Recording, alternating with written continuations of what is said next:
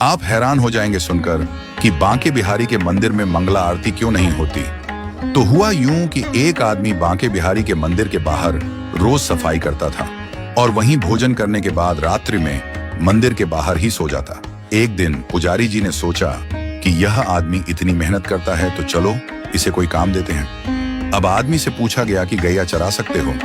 तो उस आदमी ने पूछा कि गैया किसकी है, क्योंकि मैं ठाकुर के अलावा किसी का काम नहीं करता। तो पुजारी जी ने कहा कि गैया भी ठाकुर जी की ही है। तो उसने कहा मैं कर दूंगा। तो पुजारी जी ने कहा कि तुम कल से गैया लेकर जाना और तुम्हें भोजन भी वहां जंगल में ही मिल जाएगा। अगले दिन वो गैया लेकर गया और गैया चराने लगा।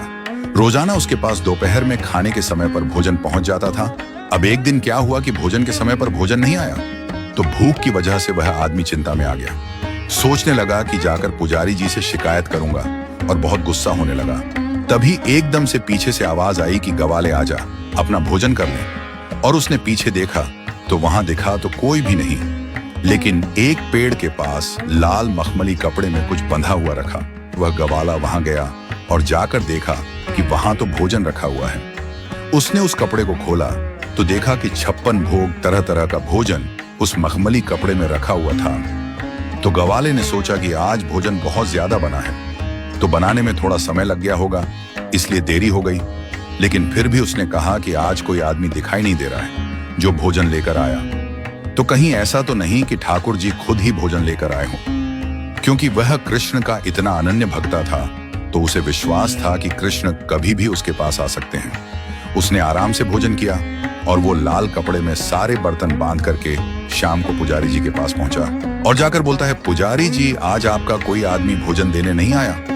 मुझे लगता है कि आज ठाकुर जी खुद भोजन देने आए। पुजारी जी बोले कि आज तो भोजन बना ही नहीं, क्योंकि आज तो एकादशी का दिन है, आज तो व्रत है सबका।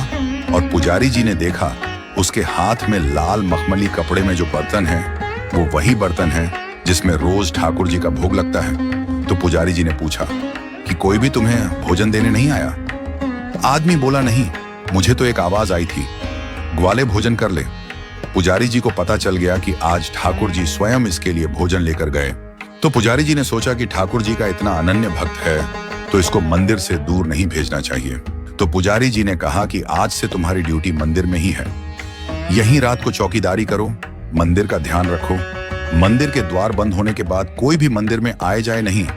तो उस रात से उस ग्वाले की ड्यूटी शुरू हो गई। वो मंदिर की चौकीदारी कर रहा था, तभी आधी रात को स्वयं बांके बिहारी बाहर आए और चौकीदार से बोले कि मुझे जाने दो। उस ग्वाले ने ठाकुर को रोक लिया। तो ठाकुर जी ने पूछा, भाई मुझे क्यों रोक रहा है, मुझे तो जाने दे। ग्वाला बोला, नहीं, मुझे पुजारी जी ने बोला है कि यहाँ से कोई भी आए जाए नहीं, तो आप भी अंदर जाइए और यह आराम का समय है तो आराम कीजिए। ठाकुर जी ने कहा, भैया मुझे तो निधिवन जाना है, ये तो सदियों से मैं जाता आ रहा हूं। अब क्योंकि ठाकुर जी तो छलिया थे तो ठाकुर जी ने ग्वाले को मोह लिया और उसे बोला कि अच्छा ऐसा करो कि तुम मेरे साथ चलो और कुछ समय वहां रहकर वापस आ जाएंगे। जब मैं यहां नहीं होऊंगा तो तुम चौकीदारी किसकी करोगे? अब वह मान गया और ठाकुर जी के साथ चल दिया। ठाकुर जी निधिवन के अंदर चले गए और वह निधिवन के बाहर बैठा गया। सुबह होने से कुछ समय पहले ठाकुर जी निधिवन के बाहर आए और ठाकुर जी ग्वाले के साथ वापस मंदिर आ गए। अब ठाकुर जी मंदिर के अंदर चले गए और यह बाहर पहरा देने लगा। तभी कुछ ही देर बाद पुजारी जी कुछ लोगों के साथ वहां मंगला आरती के लिए अंदर जाने लगे। तो ग्वाले ने पुजारी जी को अंदर जाने से रोक दिया। तो पुजारी जी ने कहा, क्यों? तो वह आदमी बोला, रात को ठाकुर जी बाहर आए थे, मेरे को लेकर निधिवन चले गए, वहां अंदर जाकर के सारी रात रास किया और अभी अभी थोड़ी देर पहले यहाँ आए हैं, तो भैया थोड़ा आराम तो करने दो ठाकुर जी को। पुजारी जी ने सोचा कि ठाकुर जी इसका भोजन लेकर आए थे और ये कह रहा है कि कल रात को ठाकुर जी आए थे, तो इसकी बात माननी पड़ेगी। यकीन मानिएगा दोस्तों, पुजारी जी सब लोगों के साथ वहीं बैठ गए और सुबह हो गई। और जब धूप निकल आई तब ग्वाले ने बोला कि अब आप जाकर पूजा कर सकते हो। तब से लेकर आज तक कभी बांके बिहारी के मंदिर में मंगला आरती नहीं होती और केवल साल में सिर्फ एक दिन मंगला आरती होती है और वह दिन है जन्माष्टमी का दिन।